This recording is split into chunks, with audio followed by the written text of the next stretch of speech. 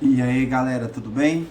Então, nossa aula hoje é aula de História e nós vamos falar sobre a Era Vargas até o Estado Novo. Já tivemos o início dessa aula, né? E lá na aula passada de História, eu pedi para que vocês elaborassem algumas perguntas sobre o assunto, não foi? Então, estaremos respondendo essas perguntas agora, beleza? Então, para a gente iniciar a nossa aula, a gente precisa entender o seguinte. Tudo inicia, né, lá em 1926. Sim, em 1926, o Brasil era governado em um sistema de oligarquia, em um sistema oligárquico. O que é oligarquia? Oligarquia é quando quem tem o poder, quem manda naquele país ou naquele local, são minorias, são um partido, uma família. Então no Brasil era assim. O Brasil era comandado por apenas dois partidos, né? Era chamada a República do Café com Leite. Isso em 1926. Como que funcionava? O Brasil, nesse período, o presidente ele era votado apenas pelos governadores e por pessoas da alta corte, ou seja, os governadores eram indicados. Então, a maior economia do Brasil, o que fazia o Brasil ganhar dinheiro nessa época, era o café, que era produzido em São Paulo, e o leite, que era produzido em Minas Gerais. Então, os líderes desses dois estados escolhiam quem ia ser o presidente do Brasil. Então, os demais estados ficavam à mercê. Os estados do Centro-Oeste, Goiás, Mato Grosso e Mato Grosso do Sul não tinham poder algum. Os do Nordeste, que tinham alguma voz, mas não tinha um produto que vendia e trazia muito dinheiro para o Brasil. Por isso que a gente sabe que para ter poder precisa ter dinheiro, não é? Por isso os estados do Nordeste não tinham tanto poder. Um estado que tinha, sim, um poder aquisitivo, né, mas não competia com Minas e São Paulo, era o Rio Grande do Sul. Então ficava ali por fora. E aí acabava que o São Paulo e Minas que escolhia quem ia comandar o Brasil e mandar nos 26 estados, mais, né, Brasília, que ainda não existia. Então, como que se fazia? Reunia-se eles na época das eleições e falava: olha, é a sua vez, São Paulo, indica um candidato que todo mundo vai votar nele. E assim acontecia. Então, 4 anos, um candidato de São Paulo, terminava o mandato dele, Minas indicava o candidato. Ele ganhava 4 anos. Então eles ficavam trocando. 4 anos um presidente mineiro, 4 anos um presidente paulista. Essa era a política do café com leite. Tudo bem? Ou seja, o Brasil era governado num sistema de oligarquia. O que é oligarquia? Um pequeno grupo escolhe quem vai estar no poder. Beleza? E a política do café com leite, ela funciona durante 36 anos, com Minas e São Paulo revezando no poder. Só que chegou um período e um presidente paulista estragou tudo. Sim, o cara foi lá e falou: olha, é minha vez de indicar alguém e a vez eu sou paulista, meu mandato está terminando e agora seria a vez de um mineiro. Só que aí o que ele faz? Não, eu vou indicar outro paulista, não tô nem aí. Tô nem aí pros mineiros, quero que eles se lasquem. Então esse presidente, Washington Luiz, vai e indica outro paulista para a presidência. E aí ele indica Júlio Prestes para ser o novo presidente, achando que São Paulo, né, teria condições de votar e ganhar, mesmo que os mineiros não quisessem, que eles conseguiriam um apoio de outros estados. Essa era a ideia dele. E assim continuaria no poder atendendo os interesses de São Paulo. Essa era a ideia até então. E aí vem uma pergunta que foi feita por vocês, que ela fala bem assim: quando foi o golpe que derrubou o Washington Luiz? Né? Nesse caso, foi o próprio Washington Luiz que se derrubou, né? Porque o mandato dele termina e, em vez de continuar com a política do café com leite, que era bom para eles, não para o povo, deixando bem claro, porque era interesse apenas de São Paulo e de Minas, ele, por indicar alguém da confiança dele, para não indicar um mineiro, ele rompe com essa política do café com leite. Aí termina a política do café com leite. E Minas, revoltada, precisava o quê? De forças para vencer São Paulo.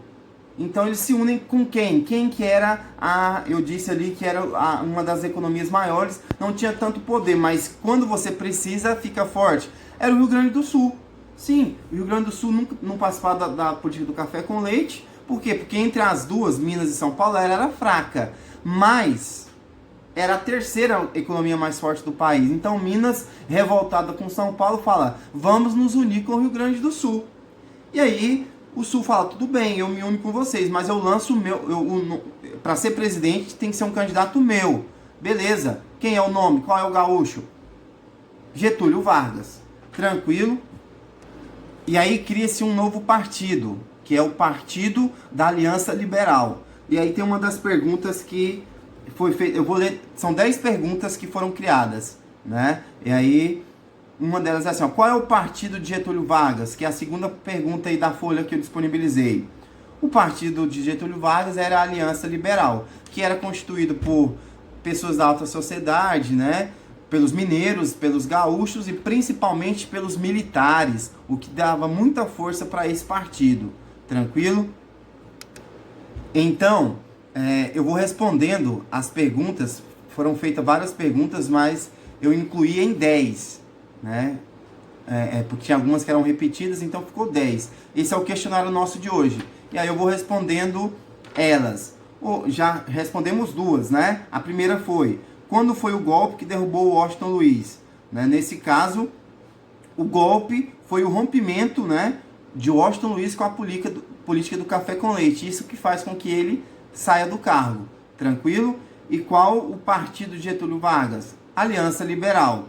Tudo isso acontece quando que o Washington Luiz realmente sai do cargo? Então isso aconteceu em 1930, beleza?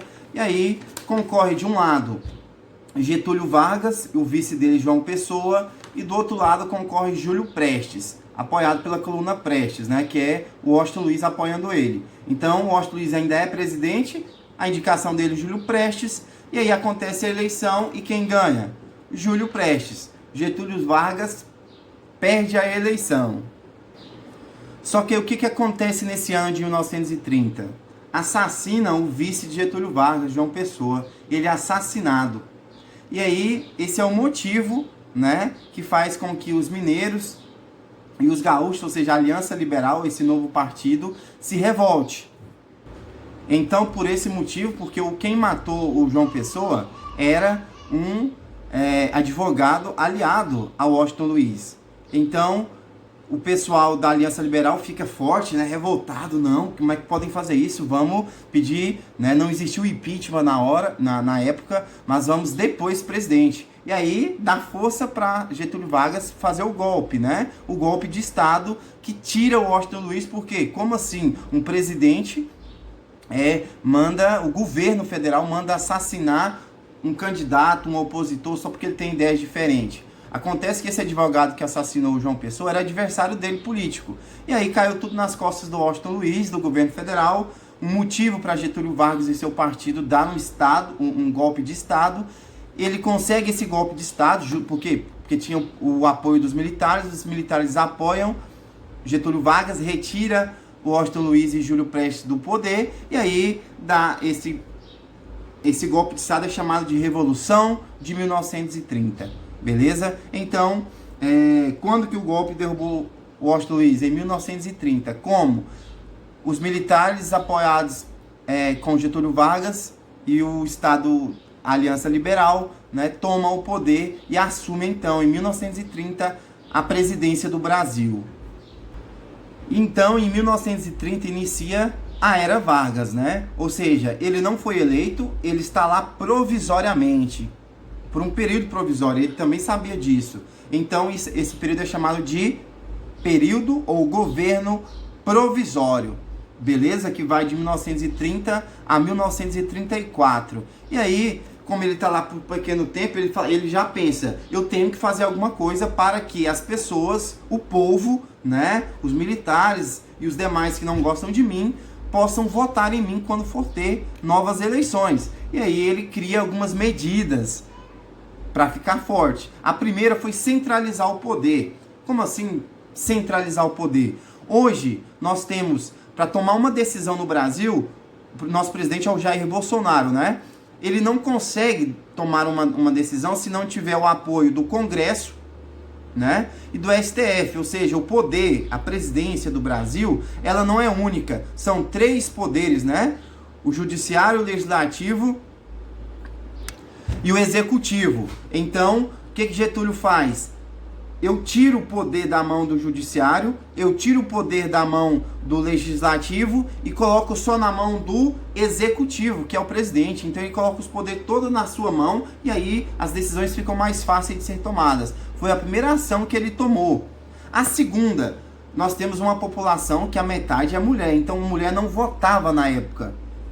Beleza? Então ele dá o direito ao voto à mulher. A mulher agora pode votar. Qualquer mulher? Não, as mulheres que pertencessem, né, à classe alta. Tranquilo? Então tem uma pergunta aqui também, que é a terceira aí, que eu disponibilizei, que é: as mulheres não tinham obrigatoriedade do voto? É a terceira pergunta que alguém fez aí. Eu não estou citando os nomes, né, porque eu sei quem fez, mas vamos deixar de forma anônima, beleza? As mulheres não tinham obrigatoriedade do voto? Não, as mulheres não tinham obrigatoriedade. Não é porque elas não eram obrigadas a votar, é porque elas não podiam, elas eram proibidas de votar. É como se mulher não tivesse papel nenhum na sociedade. Como se a mulher fosse simplesmente, né? O papel dela é ficar em casa, cuidar dos filhos, cozinhar e transar. É isso. A gente tem que falar a verdade, né? A mulher era simplesmente uma coadjuvante, era simplesmente um fantoche do homem. Direitos iguais nunca existiu nessa época, beleza? Então Getúlio Vargas abre uma medida importante, né? Abre esse papel para a mulher ter a sua importância que tem hoje, ainda muito desigual, mas tem o poder, né? Ela possui o poder de querer ser o que ela quiser. Então Getúlio Vargas que abre as portas para isso, uma medida interessante, né? O que mais Getúlio Vargas faz assim que ele consegue, né, tomar o poder com um golpe de Estado nesse governo provisório? Outra coisa que ele faz é, ele pega a Constituição que foi feita em 1888 e vigorava até a época e rasga, simplesmente anula ela. Não existe Constituição mais nesse governo de 1930 a 1934. Para que ele faz isso?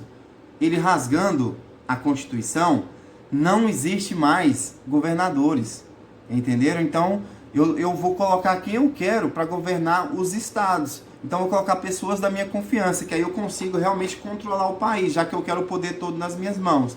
Então, ele tira, né, os outros poderes que estavam os deputados e também tira o poder dos governadores. Essa foi a segunda atitude que o Getúlio Vargas toma nesse governo provisório.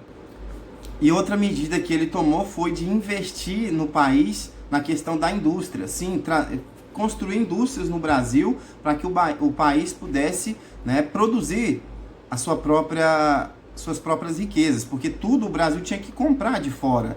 Então, o Brasil ganhava muito dinheiro com o café e com o leite, o dinheiro que o país arrecadava com a venda do café e do leite para fora, mas não tinha indústrias para fazer, né, o queijo, para fazer os derivados do queijo, os derivados do café. Não tinha essa indústria. Então ele investe, né, o capital, a economia do Brasil para industrializar o país. Algo muito bom também, né?